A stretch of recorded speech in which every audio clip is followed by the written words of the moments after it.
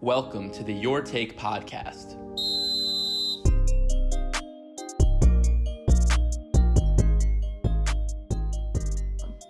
Welcome on in to episode 8 of the Your Take podcast. I'm Ben Stern. We got a fantastic debate for you today. We're talking who will win the 8 seed in the Western Conference, as well as doing a full breakdown, preview, and predictions of what we expect in the Western Conference in the regular season and into the playoffs as we head into Orlando in just under a week. Let me introduce my guest, John Antonelli. I'm John Antonelli, huge basketball fan. I'm at B-Ball on Instagram with over 920,000 followers right now, and huge Bulls fan, which is not always the best, right? It's not the best right now, but from Chicago, so I'm excited to talk. Thanks for having me, for sure. No problem. So I think the 8 seed, Eastern Conference, it's kind of being chalked up to it doesn't really matter who gets out between the Nets and the Wizards. It's going to be kind of not really relevant in my opinion, but I think like the West is really interesting. We got some up-and-coming teams, the Grizzlies and the Pelicans. They got both the Rookie of the Year candidates, Ja and Zion, and then the Blazers, obviously, a lot of players returning from injury. Damian Lillard, it's playoff time, playoff Dame. So what do you think?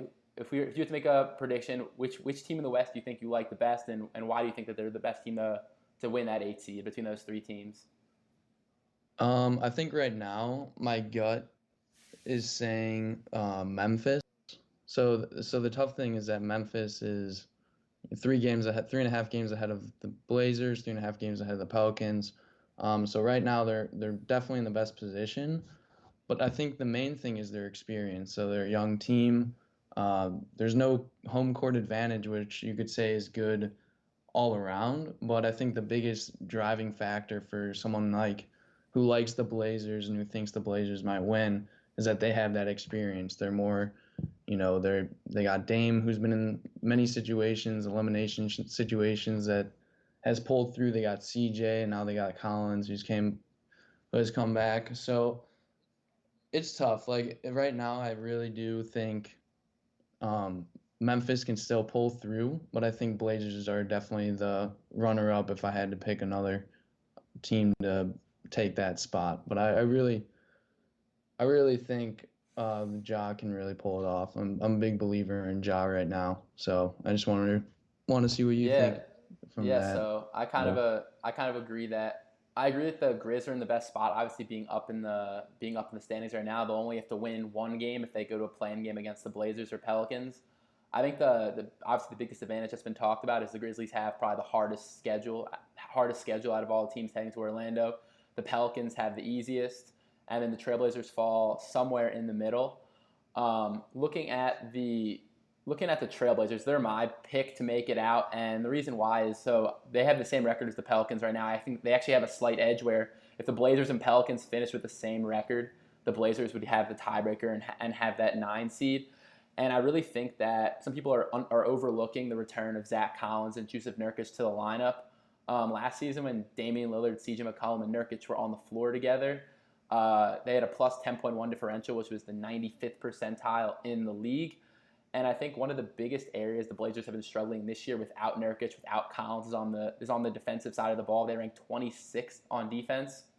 And even last year, it's a really small sample size, but in the 96 possessions that Damian Lillard, CJ McCollum, Zach Collins, and Jusuf Nurkic were on the floor together, they were in the 100th percentile in terms of defensive efficiency, having guys like Hassan Whiteside off the bench, Anthony Simons, Gary Trent Jr. I think that the Blazers have the most playoff experience out of all three of these teams, as well as just really they have a proven track record together.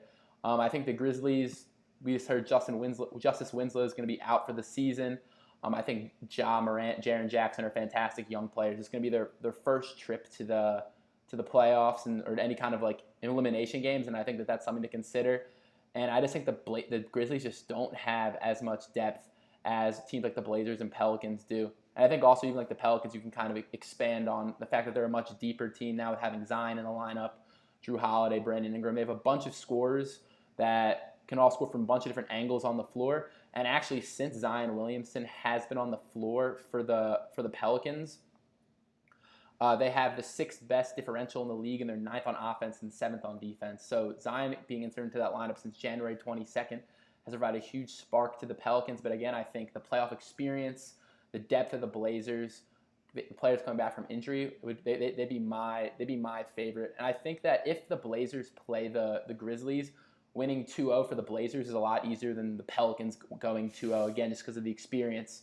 I think that if the Pelicans were the 9 seed and the Grizzlies were the 8 seed, the Grizzlies would be more likely than not to win one of those games and end up being the team.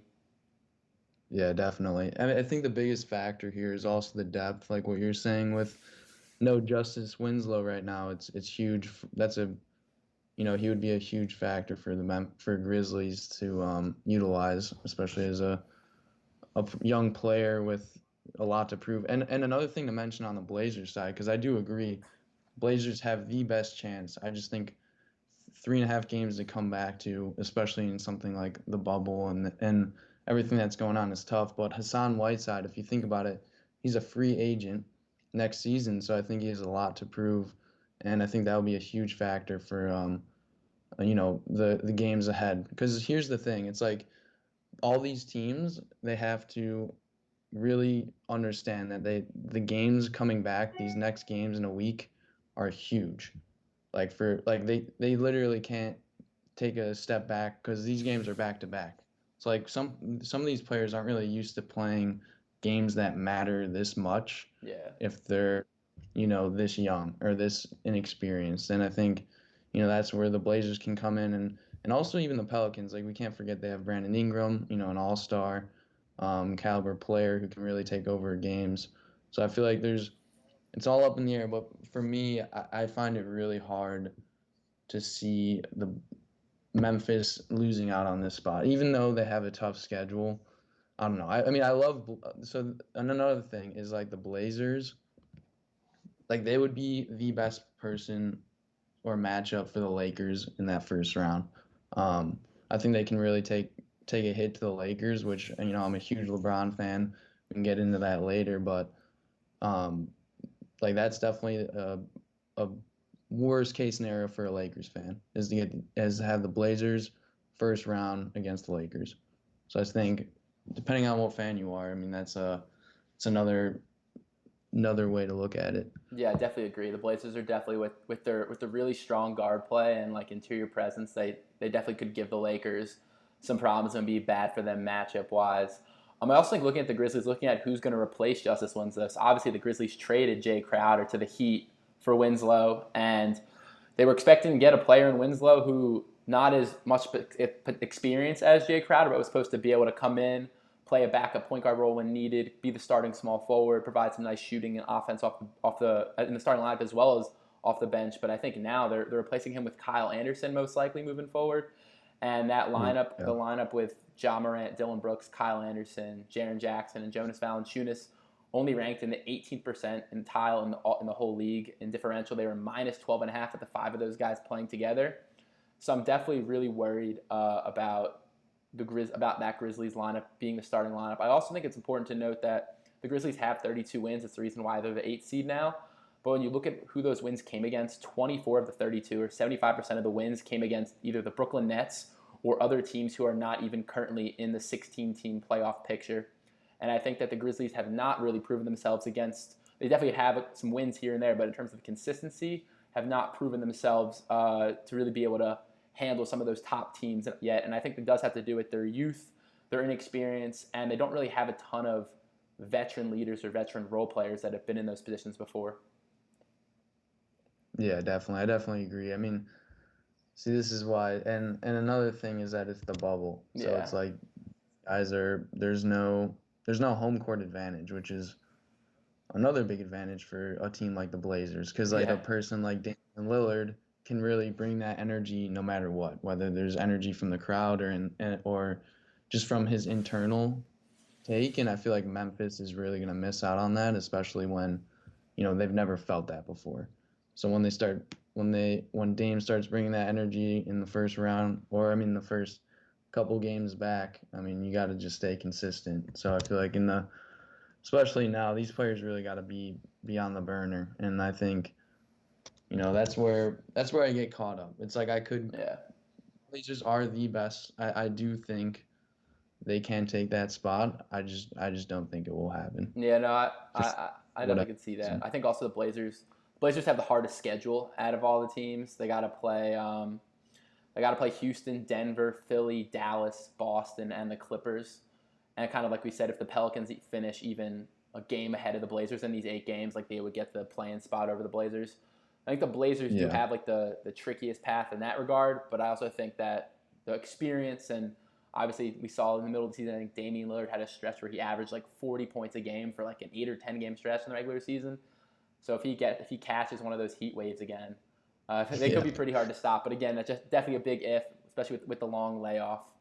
Yeah, you really can't count them out. Especially they got Carmelo, they got CJ, the Yeah, experience, Hassan, Nurkic. So, and that's another thing though. I feel like Nurkic has just been out for a while, and same with Collins. He hasn't been back since September, I'm pretty yeah, sure.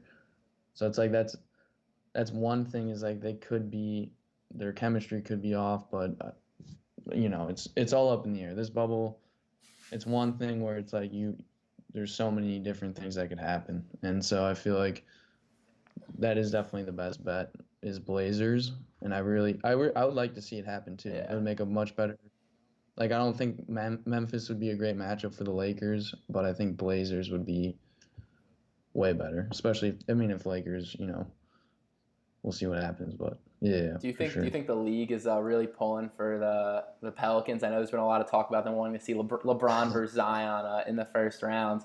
I know they have the easiest schedule anyway, but just like I think it was the difference between like their schedule and like the second easiest schedule was pretty huge when the schedule releases came out.